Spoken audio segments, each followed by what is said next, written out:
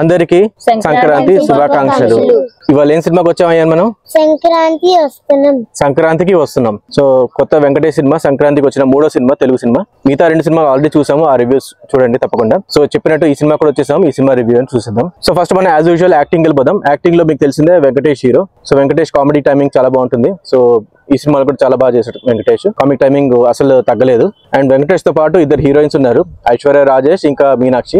Aishwarya Rajesh wife గా, మీనాక్షి ఏమో ex girl friend. So మీకు ట్రైలర్ లో తెలిసే ఉంటుంది. సో వాళ్ళిద్దరు కూడా బాగానే సపోర్ట్ చేశారు.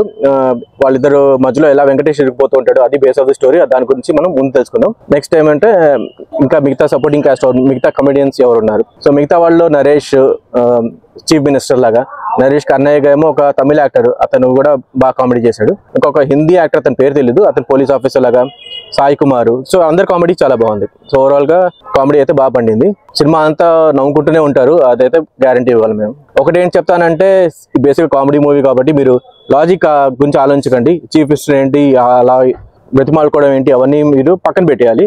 Because it is a basically comedy movie. So అదనమాట. స్టోరీకి వద్దాం ఇప్పుడు. స్టోరీ వైజ్ సింపుల్ స్టోరీయే.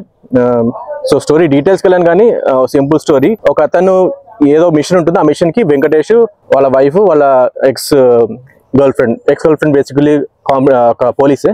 సో వాళ్ళు ముగ్గురు వెళ్తారు, వాళ్ళ ముగ్గురితో పాటు మిగతా వాళ్ళు కూడా ఉంటారు. సో వాళ్ళ ముగ్గురు వెళ్తుంటే, మిగతా వాళ్ళు వెళ్తుంటే యాక్చువల్లీ ఏంటి ప్రాబ్లం ఏంటి, ఎలా ఇరుక్కుంటారు, సో దాని నుంచి ఎలా బయటకు వస్తారు, అది base of the story. So ఇంతకన్నా డీటెయిల్ చెప్పను. స్టోరీ అయితే బాగానే ఉంది, కొత్త స్టోరీ ఏం కాదు కానీ okay, good story. Screen play కూడా బేసిక్ గా కామెడీ మూవీ కాబట్టి ఫాస్ట్ పేస్ గానే ఉంది. అంత బోర్ కొట్టకుండా ఎక్కడ మళ్ళాగా సాగిపోతుంది. మధ్య మధ్యలో సాంగ్స్ వస్తుంటాయి, అవి కొంచెం బోరింగ్. కానీ ఇక్కడ సాంగ్స్ మేమైతే ఇంత ముందు వినలేదు. ఒక రమణ్ గోగుల రిటర్న్ సాంగ్ ఒకటి ఉంది, గోదావరి గట్టు పాట, ఆ సాంగ్ ఒకటి బాగుంటుంది.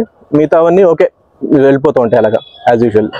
సో సాంగ్స్ వైజ్ ఓకే అని చెప్పొచ్చు. ఒక్క సాంగ్ మాత్రం హిట్ అయింది, మిగతావన్నీ జస్ట్ యావరేజ్. ఇంకా బీజిఎం కూడా ఓకే, ఫైన్ అన్నమాట. అంత ఏమి సింపుల్ స్టోరీ కాబట్టి, సింపుల్ మూవీ కాబట్టి పెద్ద హడావిడి లేకుండా బానే ఉంది.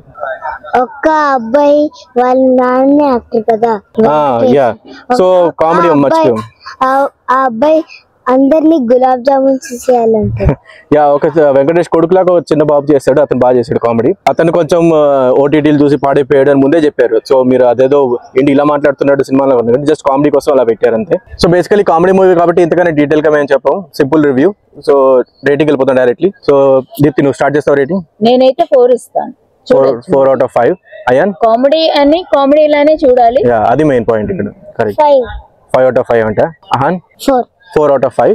సో నేను 3.5 out of 5 ఇస్తాను. సో బేసికలీ యావరేజ్ చూసుకుంటే మన 3.5 అనుకోండి మా మొత్తం అందరిది. So 3.5 out of 5. సంక్రాంతికి ఒక ఎంటర్టైనింగ్ మూవీ కావాలంటే మీరు దీనికి వెళ్ళిపోవచ్చు ఫ్యామిలీతో పాటు. ఏమి వల్గారిటీ ఏమి ఉండదు, గోల్ ఉండదు, ఈ మ్యూజిక్ అదంతా ఉండదు. సింపుల్ గా కావాలంటే ఫ్యామిలీతో వెళ్ళాలంటే సంక్రాంతికి ఈ మూవీకి వెళ్ళిపోవచ్చు.